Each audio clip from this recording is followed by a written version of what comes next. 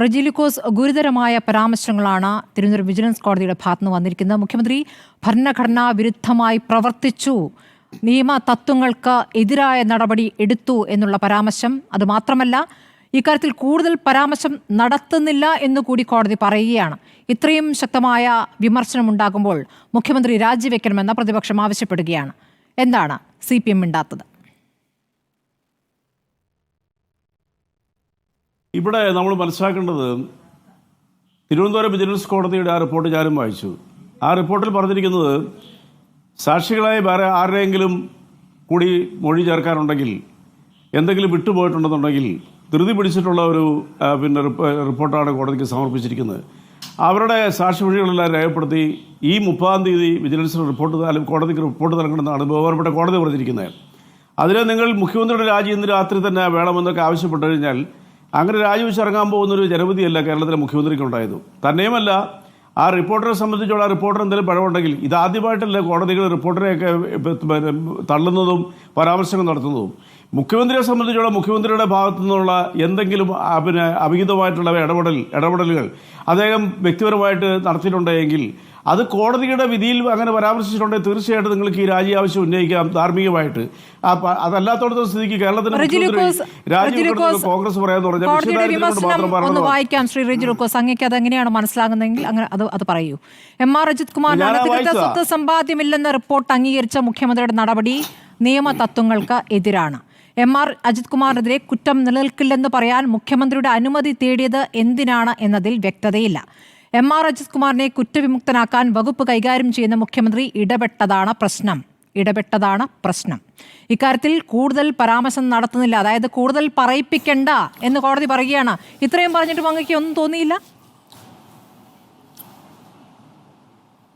ഇല്ല, ഇത് കേരളത്തിലെ പൊതുസമൂഹത്തിന് വളരെ വ്യക്തമായിട്ട് തോന്നിയിട്ടുണ്ട്. കാരണം ഇതിന്റെ പിന്നിലെ നാടകങ്ങൾ എന്താണെന്ന് നമുക്ക് വളരെ വ്യക്തമായിട്ട് അറിയാം. നെയ്യാറ്റിൻകര സ്വദേശിയായ ഒരു അഭിഭാഷകൻ ഇത് വീണ്ടും അന്വേഷിക്കണമെന്ന് പറഞ്ഞു വിജിലൻസ് കോടതി കൊടുത്ത ഒരു അപേക്ഷയുടെ ഫലമായിട്ടാണ് കോടതിയുടെ ഭാഗത്തുനിന്ന് ചില പരാമർശങ്ങൾ ഉണ്ടായിരിക്കുന്നത്.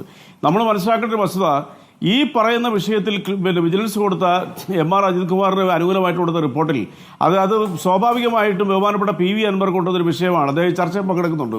അദ്ദേഹത്തിന് പോലും ആ അന്വേഷണ റിപ്പോർട്ടിൽ കണ്ടെത്തിയ വസ്തുതകളെ തിരുത്തി പറയാനുള്ള സാഹചര്യം ഉണ്ടായിട്ടില്ല. കാരണം 1.5 കോടി രൂപ ലോൺ എടുത്തുകൊണ്ട് അദ്ദേഹത്തിന് ഭാര്യാപിതാവ് നൽകിയ സ്ഥലത്തിൽ അദ്ദേഹത്തിന്റെ ഭാര്യ സഹോദരനുമായിട്ട് സംയുക്തമായിട്ട് വീട് പണിയുക എന്ന് പറഞ്ഞാൽ ഇന്ന് സ്വാഭാവികമായിട്ട് കേരളത്തിലെ ഏതൊരു സമൂഹത്തിലും ഏതൊരു മനുഷ്യനും ഡൈജസ്റ്റ് ചെയ്യാവുന്ന ഒരു സംഭവം മാത്രമേ ഉള്ളൂ. അഴിമതി നടത്തിയതായിട്ട് അതിനകത്ത് യാതൊരു രേഖയും ഇതാണോ അങ്ങയുടെ വാദം? ഇല്ല, ഞാൻ കോടതിയെ വിമർശിക്കാൻ ഞാനാണല്ല. കോടതിയെ വിമർശിക്കുന്നത് ശരിയല്ലാതെ നല്ല മലയാളത്തിലാണല്ലോ ഈ വാചകങ്ങൾ. അങ്ങേക്ക് അതിൽ നിന്ന് എന്താണ് മനസ്സിലായത്? പദവി ദുരുപയോഗം ചെയ്തു എന്ന് കോടതി പറഞ്ഞത് അങ്ങേക്ക് ബോധ്യപ്പെട്ടിട്ടില്ലേ?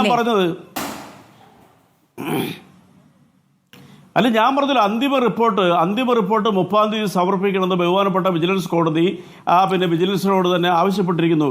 ആ അന്തിമ റിപ്പോർട്ട് നൽകിയതിന് ശേഷം കോടതി എന്താണ് വിധിക്കുന്നത് അതനുസരിച്ചുള്ള കാര്യങ്ങൾ മുന്നോട്ട് പോകും. അതനുസരിച്ചുള്ള കാര്യങ്ങൾ സ്വാഭാവികമായിട്ടും മുഖ്യമന്ത്രി അതിന് വിശദീകരണം നൽകും. അല്ലെങ്കിൽ അതിനുശേഷം നിങ്ങൾ ഈ പറഞ്ഞ ചർച്ച എടുക്കൂ, നിങ്ങൾ അന്ന് ആവശ്യപ്പെടൂ, അപ്പൊ അതിനുള്ള മറുപടി കിട്ടും. ആ വിജിലൻസ് റിപ്പോർട്ടിലെ അപാകതകൾ എങ്ങനെ കാണുന്നു? അതും കൂടി ഒന്ന് പറയാമോ? പരാതിക്കാരന്റെ മൊഴി പോലും എടുക്കാത്ത അന്വേഷണ റിപ്പോർട്ടിനെ അങ്ങ് എങ്ങനെ കാണുന്നു?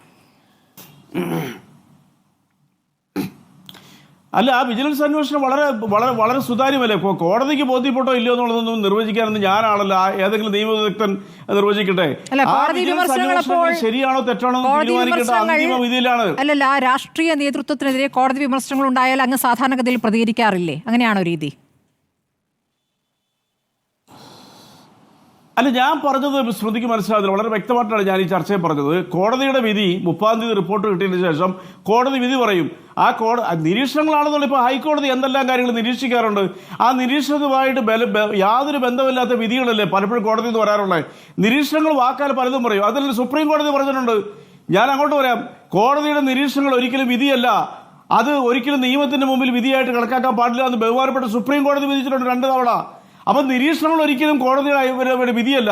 കോടതിയുടെ വിധി വരട്ടെ, 30-ാം തീയതി അന്തിമ റിപ്പോർട്ട് കൊടുക്കട്ടെ.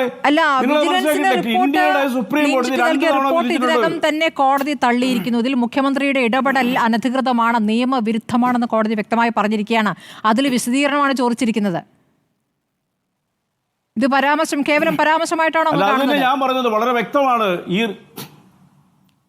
അല്ല വളരെ വ്യക്തമാണ്, വളരെ ട്രാൻസ്പെറന്റ് ആണ് ഈ കാര്യത്തെക്കുറിച്ച് സമീപിക്കുന്നത്. അതായത് സുപ്രീം കോടതിയുടെ വിധിയോട് നിങ്ങൾക്ക് അതിനെ ഓവർകം ചെയ്യാൻ പറ്റുമോ?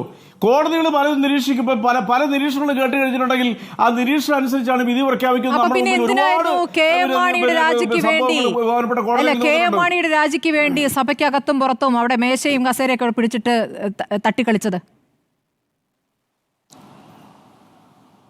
കെ എം മാണി ബഡ്ജറ്റ് അവതരിപ്പിക്കുന്നതിൽ അധാർമികത ചൂണ്ടിക്കാണിച്ചുകൊണ്ടാണ് അന്ന് വിഷയമുണ്ടായത്. അല്ലാണ്ട് കോടതിയിൽ വിധിയുടെ പേരിലല്ല പിന്നെ ബഹുമാനപ്പെട്ട കെ എം മാണി സാറിനെതിരെ അന്ന് ജനങ്ങളുടെ മുമ്പിൽ അവതരിപ്പിക്കുന്നതിൽ എന്താണ് കുഴപ്പം? എന്തായിരുന്നു അടിസ്ഥാനപരമായ കാര്യം? എന്തായിരുന്നു? അല്ല, തീർച്ചയായിട്ടും അതിന്റെ മൂല കാരണം ആരാ? ബഹുമാനപ്പെട്ട കെ എം മാണി സാറിനെ ഈ സമൂഹത്തിൽ അഴിമതിക്കാരനാണെന്ന് ബാർകോഴ കുംഭകോണക്കാരനാണെന്ന് പറഞ്ഞ് ചിത്രീകരിച്ച് അപമാനിച്ചാരാ?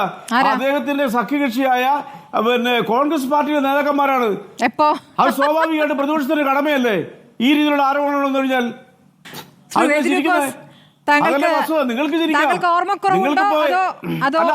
അതൊരു തമാശയായിട്ടാണ് കാര്യങ്ങൾ പറയുന്നത്. അല്ല, ഞങ്ങളങ്ങനെ കാര്യമായിട്ട് തമാശയായിട്ട് സ്മൃതിക്ക് ഉത്തരം ഞാൻ പറഞ്ഞപ്പോൾ അതിനെ ചെയ്യാനായിട്ട് പറ്റില്ല ചിരി നടത്തിയതാ. സമരം നടത്തിയതാരാണ്? അല്ല, ഞാൻ പറഞ്ഞല്ലോ, കെ എം മാണി സാർ എന്ന് പറയുന്ന ബഹുമാനായ കേരളം കണ്ട ഏറ്റവും മിടുക്കനായ വികസന നായകൻ എന്ന് വിശേഷിപ്പിക്കപ്പെടുന്ന 52 വർഷം നിയമസഭയിൽ പ്രതികരിച്ച കെ എം മാണി സാറിനെ തന്റെ അവസാന മുമ്പ് ആ വ്യക്തിത്വത്തിനെ കേരളത്തിൽ അപമാനിച്ചാരാ? ഞങ്ങളാണോ? കേരളത്തിൽ കോൺഗ്രസ് പാർട്ടി തന്നെയല്ലേ അദ്ദേഹത്തിന് പിന്നെ ബാർ കുംഭകോണക്കാരനായിട്ട് ആക്ഷേപിച്ച് അദ്ദേഹത്തിന് ആ പാർട്ടി ആ മുന്നണി തന്നെ ചവിട്ടി പുറത്താക്കിയത്? നിങ്ങളെങ്ങനെ ഞങ്ങളെ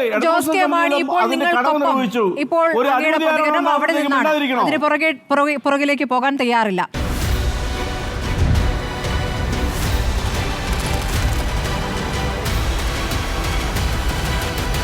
ഡിബേറ്റ് വിത്ത് സ്മൃതി പരുത്തിക്കാട്.